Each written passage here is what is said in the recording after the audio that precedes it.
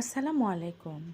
আজকে সন্ধে একদম মেঘলে মেঘলে একটু ভাজা পোড়া খেতে মন চাচ্ছিল। এই জন্য চলে গেলাম রান্নাঘরে। গিয়েই মনে হলো আজকে ডিম পাকোড়া তৈরি করি। আজকের এই রেসিপিটি আপনাদের সাথে শেয়ার করছি। আমার রান্না করতে বেশ ভালো লাগে। আসলে রান্না এগুলো হচ্ছে শখ এবং ভালোবাসা দিয়েই তৈরি করলে প্রতিটা খাবারই খুব স্বাদের হয়। আসলে মেয়েদের সংসার জীবনে খুঁটিনাটি সব কিছুই নিজ হাতে যদি করা যায় তাহলে বেশ ভালো লাগে। ডিম পাকোড়া তৈরি করার জন্য খুব বেশি কোনো কিছুর আয়োজন নেই। দুটো ডিম বয়েল করে রেখেছিলাম।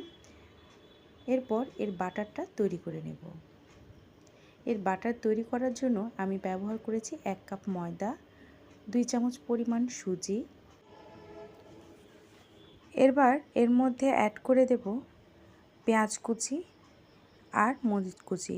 এটা সম্পূর্ণই আপনাদের স্বাদ অনুযায়ী অ্যাড করে দেবেন।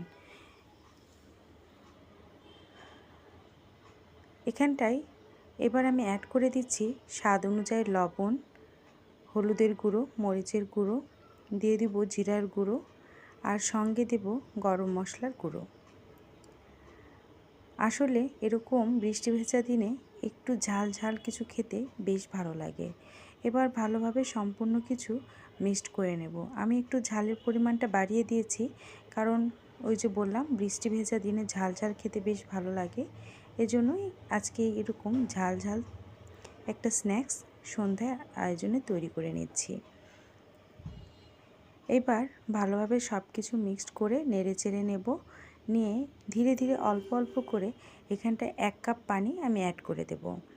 আর এখানটায় হাফ চামচেরও কম এখানটায় ব্যবহার করেছি বেকিং সোডা, যাতে করে একটু ফুলকো হয়, একটু মুচমুচে হয়, খেতে ভালো লাগে। আপনারা চাইলে বেকিং পাউডারও অ্যাড করতে পারেন অথবা এটি স্কিপ করতে পারেন। যখন আমার বাটারটা একদম রেডি, এবার ডিমের যেই স্লাইসগুলো কেটে রেখেছিলাম সেটি ভালোভাবে চুবিয়ে নিয়ে এবার গরম তেলে ছেড়ে দেব। এটি ভালোভাবে ভেজে নিয়ে পরিবেশন করব সন্ধ্যার নাস্তায় ঝাল ঝাল পাকোড়া। আশা করি এই রেসিপিটি একবারের জন্য হলেও ট্রাই করতে ভুলবেন না। আর এরকম মজার মজার খাবার আসলে বৃষ্টির দিনেই খেতে ইচ্ছা করে। যাই হোক, কথা বলতে বলতে মোটামুটি আমার পাকোড়াগুলো সবগুলোই একে একে ছেড়ে দেওয়া হয়ে যাচ্ছে। এবার কিছুক্ষণ পর উল্টিয়ে পাল্টিয়ে নেব আর একটু লাল লাল করে ভেজে নেওয়ার চেষ্টা করবেন। মোটামুটি আমার এই ডিম পাকোড়া রেডি হয়ে এসেছে। এবার আমি এটি উঠিয়ে পরিবেশন করব আর সঙ্গে একদম টমেটো সস দিয়ে, কিংবা আপনারা ব্যবহার করতে পারেন আরও ঝাল খেতে ইচ্ছে হলে চিলি সস দিয়ে।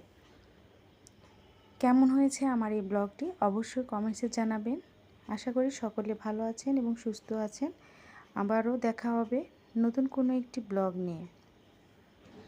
ভিতরে ভেঙে দেখাচ্ছি, দেখতে পাচ্ছেন ধোঁয়া ওঠা। এরকম একটি নাস্তা যদি সন্ধ্যার আয়োজনে হয় বেশ দারুণ হয়। ভালো থাকবেন। আল্লাহ হাফেজ।